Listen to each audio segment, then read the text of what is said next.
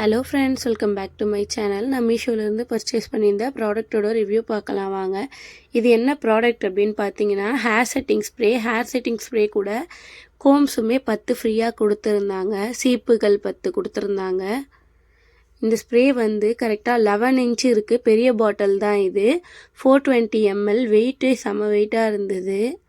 First வந்து சீப்பு எத்தனை இருக்குதுன்னு பார்க்கலாம். 10 டைப்ஸ் ஆஃப் சீப்பு இருக்குது. ஒன்றுமே டிஃப்ரெண்ட் ஷேப்ஸில் இருக்குது. எட்ஜஸில் வந்து ரொம்ப மெலிசாக இருக்கிறதுல மட்டும் ரொம்ப வளைகிற மாதிரி இருக்குது. பட் வந்து மேலே இருக்கிறது எல்லாமே நல்லா ஸ்ட்ராங்காக தான் இருந்தது. 10 வகையான சீப்பு கொடுத்துருக்காங்க. ஒன்றுமே ஒரு மாதிரி டைப்புக்கு நம்ம யூஸ் பண்ணிக்கலாம். இந்த ஹேர் செட்டிங் ஸ்ப்ரே எதுக்கு யூஸ் பண்ணுறோம் அப்படின்னு பார்த்தீங்கன்னா, நிறைய பிட் ஹேர்ஸ் இருக்கும். இல்லை வந்து நம்ம ஹேர் ஒரு சிலவங்களுக்குலாம் வந்து ஹேர் ரொம்ப லூஸாக இருக்கும்.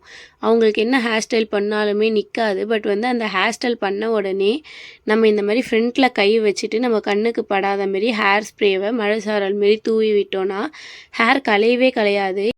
நான் இந்த மாதிரி சின்னதாக பஃப் வச்சு வரைந்தனால ஹேர் ஸ்டைலில் சும்மா அடிச்சுட்டு மேலே சீப்பு போட்டு சீவி விட்டேன். ஏன்னா என் ஹேர் வாரத்துக்கப்புறம் கூட வெளியில் வந்துச்சு. ஆனால் நீங்கள் ஹேர் ஸ்டைல் பண்ணிங்கன்னா இந்த மாதிரி பண்ணக்கூடாது. Thank you friends.